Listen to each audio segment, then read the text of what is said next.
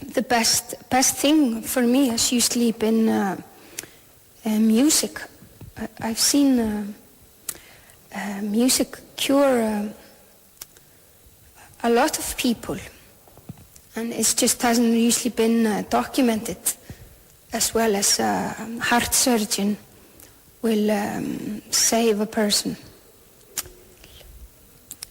Yeah, but I guess it's tricky. You have to find the right song for the right person in the right time. I guess that's where the riddle that needs to be solved. Because one song that works one day won't work another day.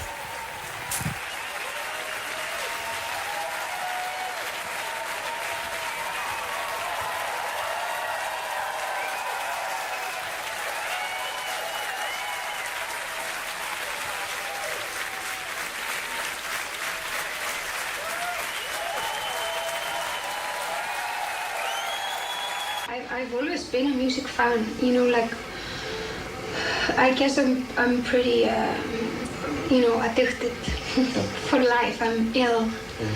And I remember first money I earned, I collect for 2 years, and the first time I went up to a city I was 16 years old, and I went to London, and I spent all my money in 2 hours in Virgin Megastore.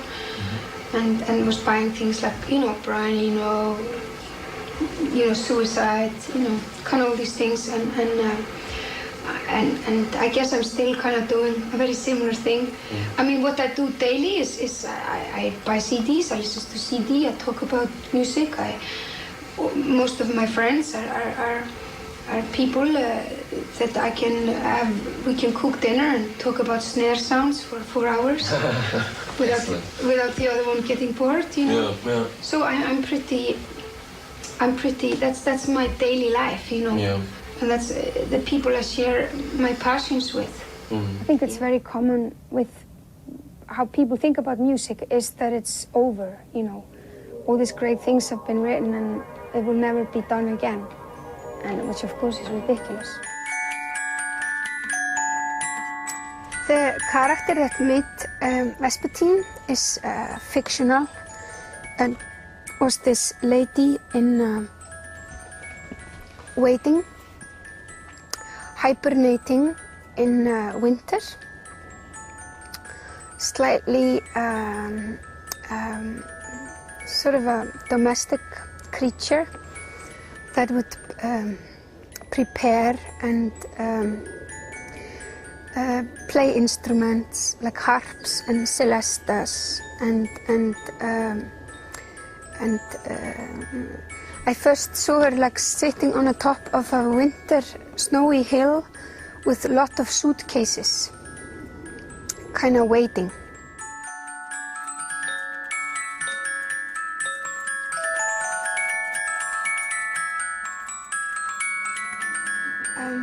After I'd done the album, I wrote a manifesto where I described the character who did Vespertine, and I sent the same manifesto or emailed to all 3 video directors.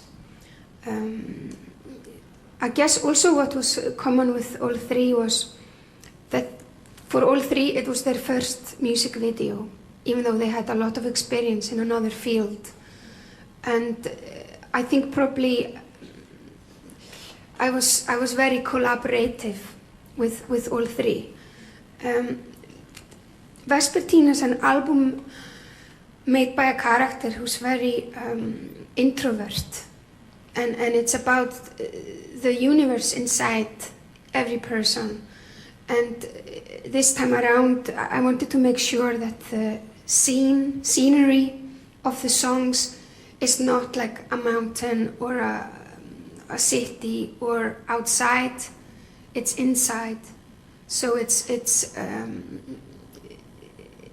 very internal. So I guess all 3 videos are very internal. Being obsessed with a laptop and working with headphones, so all sounds that are quite quiet and indoors and wrapped up in boxes. I found them very, very exciting. Also, on an emotional level, I was, for the first time in my life, very interested in emotional peaks that were very, very quiet. Because I guess I'm the sort of character that always was fascinated by very volcanic, explosive, kind of emotional range and sharp peaks. The more is better. Suddenly, the complete opposite became very curious to me.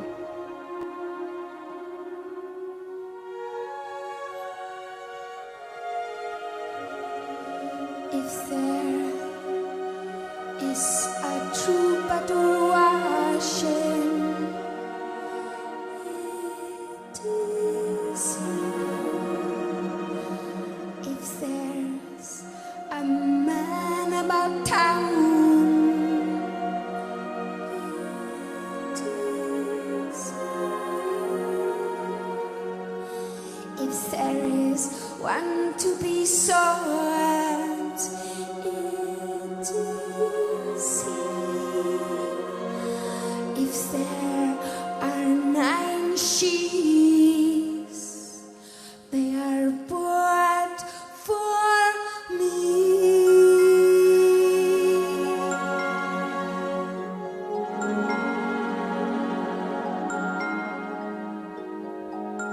This way is as is she, and he placed her along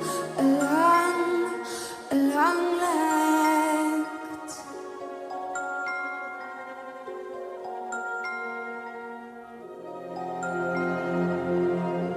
Onto of the family tree. Was this the original title of this album? Someone say it was once called Domestica? Yeah, when I started to do it, I guess sometimes the working titles are almost like a tool, because it's sort of to unify everybody who are working with me on it.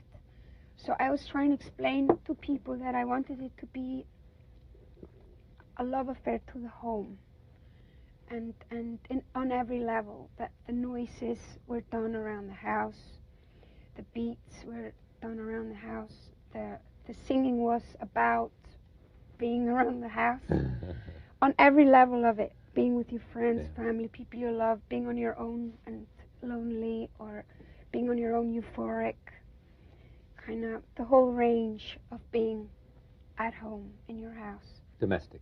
Yeah, and sort of flirtation also with chamber music, and trying that the instruments I used were harp, celeste, and music boxes, which were kind of very sort of domestic musical instruments, if you want, that are sort of used to play to soothe the people you love,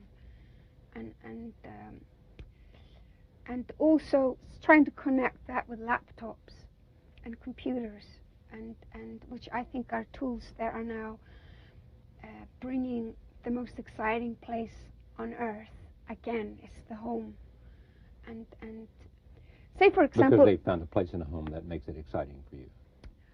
Yeah, I think 100 years ago, the most ideal place to hear live music was the home. I mean, maybe people would play for each other, there'd be string quartets. Chamber music, too. That sort of stuff. Actually, to go to a concert was quite a rare experience. Maybe most people would do that only a few times in their lives. Even the composers would only hear their pieces a few times, you know? But the most sort of on a regular basis as a nutrition, it was in the home. And then in the middle of the century, the most ideal music situation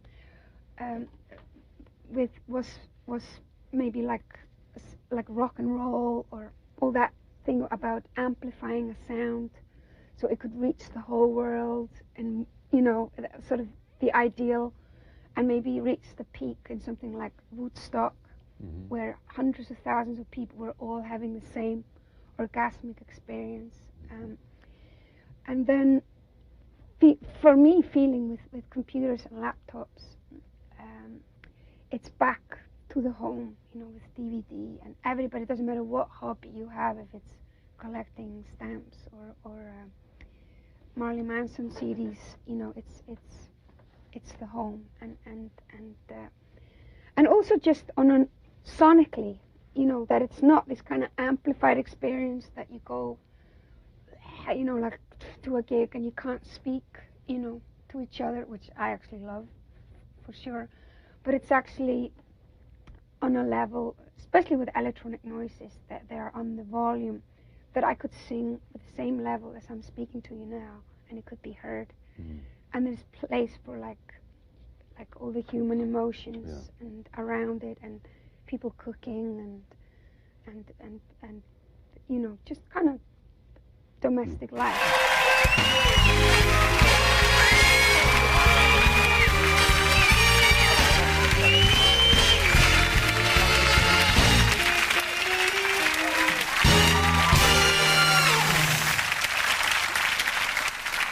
Okay, welcome to the show, Björk. Now, we've got your music box there, and I gather you're going to sing for us straight away. So I've been entrusted with the microphone to hand to you. That's the baton. Okay. What are you going to do for us? What are you going to perform for us? It's a song called Cocoon, and I've got 3 music boxes now. Okay. So this is the medium-sized one. That's the medium-sized music box? Medium-sized one. I've got a tiny one for the lap. Okay. And a big double-decker. And a big double, what, two? Yeah. Nice. Which I'm DJing with music boxes. working on some scratches. Okay. Can you scratch with them? Can you? No. Yeah. I should practice that. You should practice. Yeah. Okay. I'll work on it. Do I have to press a button? No, you can do it. Yep. Okay, here we go.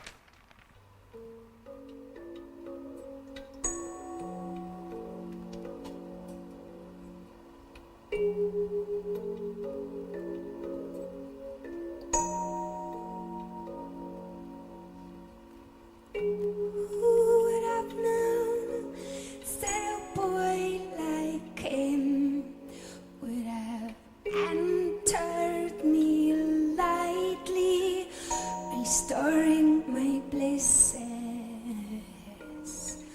Who would have known a beauty this immense? Who would have known a saintly trance? Who would have known miraculous breath to inhale a beard loaded with courage? Who would have known that a boy like him would have entered me lightly, restoring my blisses? Who would have known that a boy like him would have entered me lightly, restoring my blisses? So you produced most of Vespertine. It was the first time you were at the board pretty much on your own, right? Why did you decide to do that? Well, it wasn't really a decision. It just kind of because most of the songwriting I do on my own, so I already get a huge kick out of solitaire. By the time I've arrived to the studio, I'm all eager to collaborate with people, but it just happened to go this way. Probably because I was shooting a film at the same time. So it would sort of be like my little hobby, sort of what I would noodle to do on weekends and evenings. So I sort of ended up just completing a lot of stuff myself. And in Vespertine, you would have the tiniest beat in the world, and then you couldn't stop there. You had to sort of make a microcosmos of 30 or 40 beats interacting So I started collecting all noises that were tiny, and literally had a library. Was working with programmers, and we would just basically gather together a lot of sounds.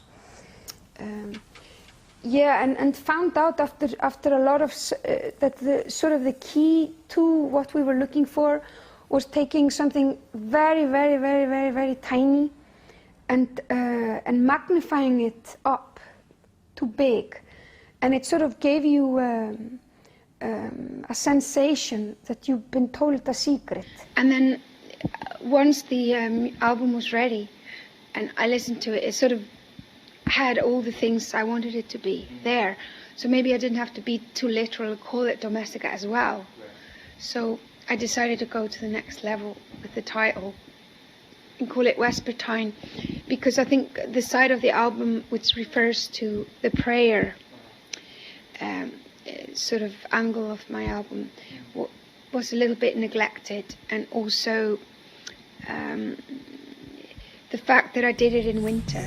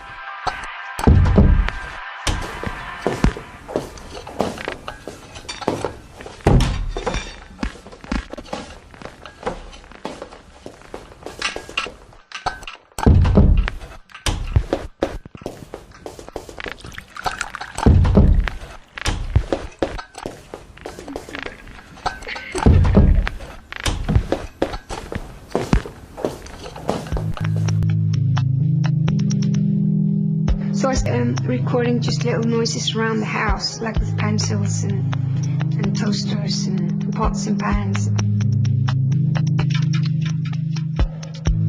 So it was all about trying to create a paradise in your home, and sort of a very introvert euphoria.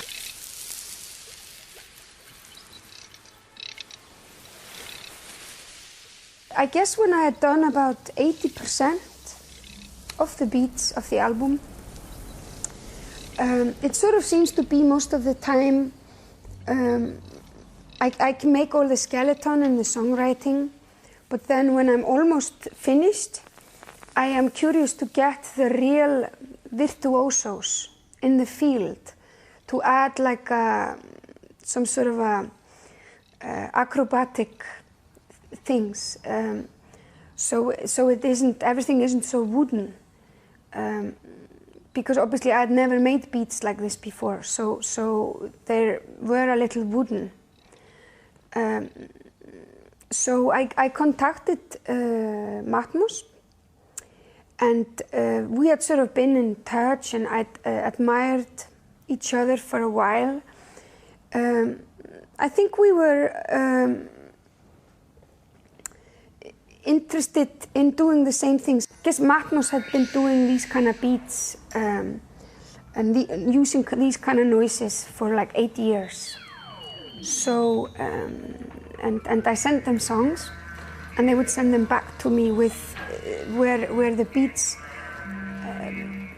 they had added things to it that made it a lot more alive and sort of like a virtuoso sort of spark.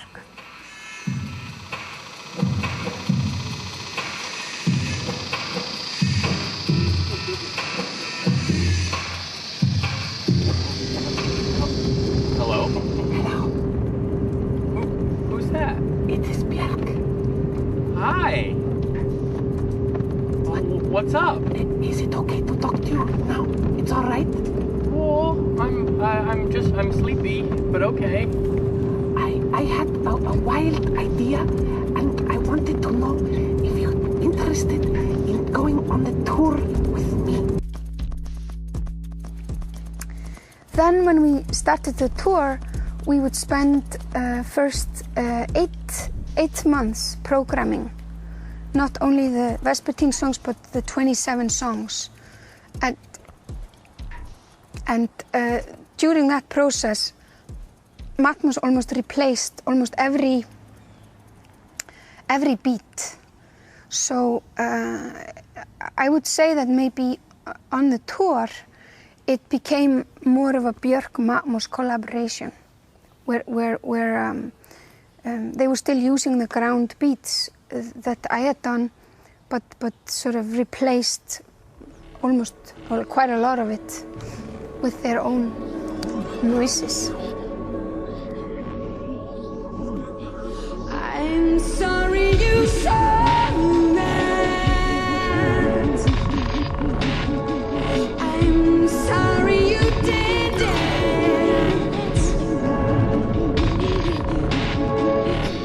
An echo.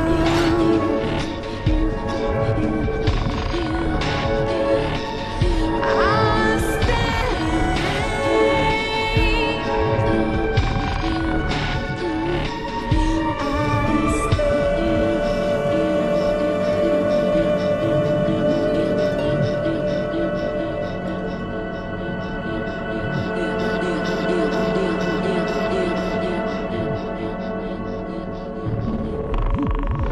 I can't say no to you.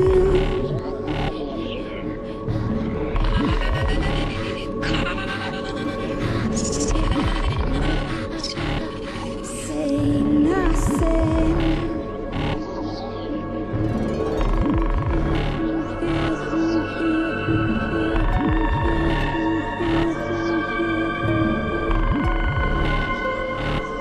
Free falling.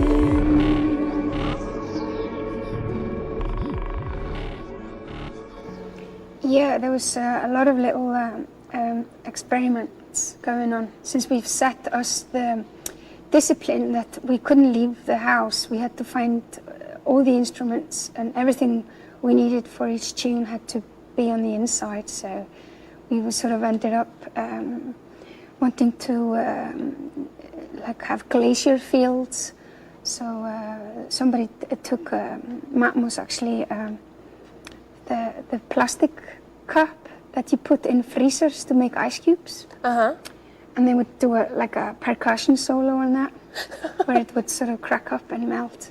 Right. And yeah, pack of cards just to give a one-track sense of danger, somebody would play poker quite fast and sharp, shuffle the cards in the most hyper section of that song. That's nice. It's also a very childlike approach of creating music, like see where the noise comes from, make some noise, do some rhythms, record it. Yeah, it's about that magic is everywhere. It's a state of mind. It doesn't mean what tool you use.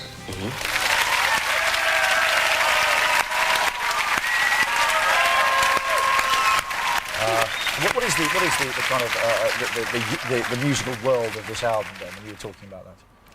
Well, I was sort of trying to go for a sort of nostalgic, peaceful, polite wonder world. So, almost like a fantasy. Yeah. Kind of completely, like you're inside a bubble, daydreaming. I think sometimes, you know, listening to your music over the years, there's kind of a, I don't know, and I don't mean this, you know, patronising or whatever, that there is a kind of a childlike sort of purity or even beauty to what you do. Is that, do you think or is that an Icelandic thing? Is this that's a sort of purity of where you're from or whatever? I think it's probably not fair on Iceland to think all the people over there are like me. Okay. Because That's big of you. Yeah, I've always been like the odd one out. You have always been like the odd one out. Yeah, definitely the eccentric. Because your friends, I back. know from reading research, actually think you're very sensible. Yeah, side of Which me. makes me worried about what they're like, I've got to tell you, in a nice way. Yeah, I guess I'm quite conscientious, and I like working pretty hard. So in that sense, that side of me is kind of sensible. You've been to Hamburg yesterday? Mm-hmm. Yes? And you came by train to Cologne? Mm-hmm. I was surprised at such a big star. Why, you don't like to go on planes? Well, it's just discomfort. So it takes longer to recover. So you find you arrive more relaxed when you go by train? Mm-hmm. Yes? Yeah, we don't have trains in Iceland. You don't have trains in Iceland? No, I think one person tried to make train tracks. Yes? Like 100 years ago, and I think he managed to get a few meters out of the city. Yes? And then he decided it was not so good idea. But you realized it very soon. Yeah. Yes? How do people travel? I mean, if you don't have trains, for example, younger people who don't drive cars, or how do they travel in Iceland? Oh, young people there drive cars. They have jeeps. It's the most common vehicle there is. Yes? Jeeps with four-wheel drive. You need it in Iceland. Yeah, it's the biggest hobby. We don't have so much things like golf and squash and stamp collecting. You're lucky people. Yeah, you're lucky people. Butterfly collecting. Yes, so you're lucky. You're lucky. Yeah. Yeah, people go on the weekends and they drive into the unknown. Yeah. And they go over glaciers and they might fall into cracks. Yes. And die. And then they many together, and then one jeep has to. People in the one jeep have to rescue the other people in the other jeep. And then they come back and they have very good stories to tell. Very sympathetic. And everything without alcohol, yes? Wow. Yeah, you have a very pretty nice dress. Oh, thank you. Is this the correct order you wear it? I hope not. I think a lot of people wonder how you really are. Because you're kind of magic and there's something mystic around you. Are you cool? Are you a tough businesswoman in this rough business? I don't take so much notice of the money thing. I'm not. It's very boring. But I have I'm very lucky because I worked with people since I was like 16. Yes. Same people. So I have, I think it's called in common language, full artistic control. What you have? Yeah. And only very few people have this. I think the artist formerly known as Prince. Yeah. Tough Cup, he has it. Yeah. And maybe George Michael now, and you, and maybe Madonna. Yeah, well, the thing is, I can write any song I want, of course, and then I can obviously work with anybody I want. And then when I start, for example, writing my songs, there is no master plan of when it's coming out. I can just write until I think it's ready. And yeah, with tours too and stuff. So I mean, this is probably because I work with the same people since I was 16. So it's a small group of people that used to be punks. Yes. We're not very fond of the establishment. Now this is what, actually this is like your dress. The swan. Now see, were you surprised by, got so excited? I thought it was fun, I thought it was cute. Were you surprised by all the commotion that the dress caused at the Oscars last year? A little bit. Yeah. Do you think that living in Europe brought too much exposure for you with you, like just by being on the street and being recognized?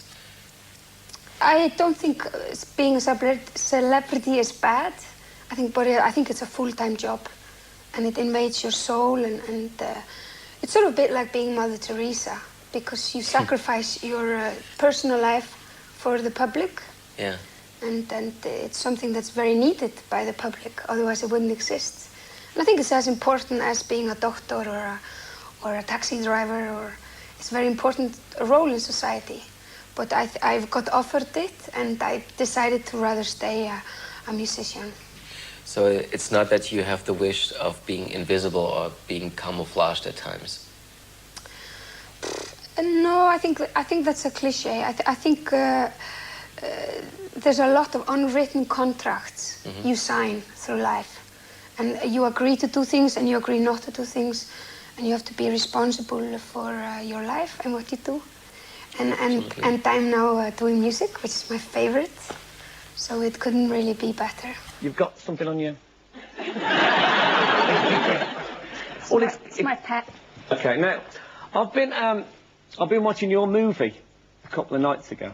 There's all sorts of stuff in the paper about your relationship with the director. I'm sure most of this is rubbish, but I read a thing that said you got so angry that you ate one of your shirts. It sounds interesting, doesn't it? Yeah, but yeah. Is it true?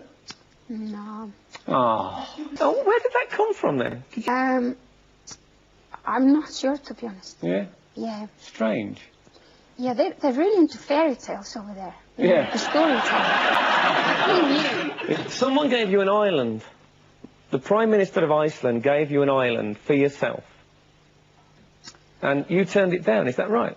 Well, the thing is, I moved home to Iceland 3 years ago, and I was gonna buy one, you know. I guess when most people hear the word island, they think like a tropical thing with coconuts and parrots, but I guess this one wasn't really. It's up in the Arctic. Right. It's more like a black rock, really. And I was going to buy it for my hard-earned money, and then the Prime Minister went, well, he announced that for my hard work for Iceland, he wanted to give me it. And I'm not really good in I sort of want to pay for it myself. And then the guy was in the other party, political party. It was election coming up, you see.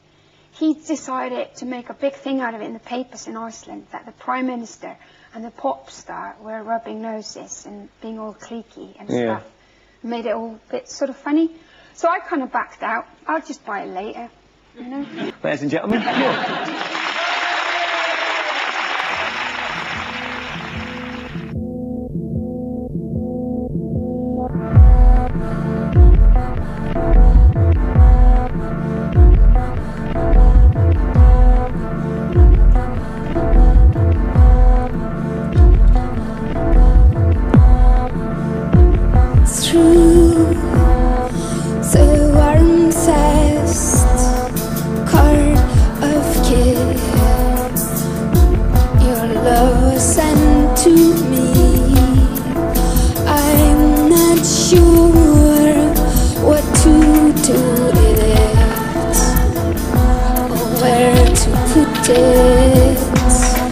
I'm so close to tears, so close to simply calling you out and simply suggest. When I did this album, it became very interesting for me to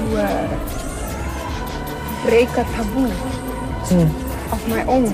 I think limitations is usually a big turn on for creative people.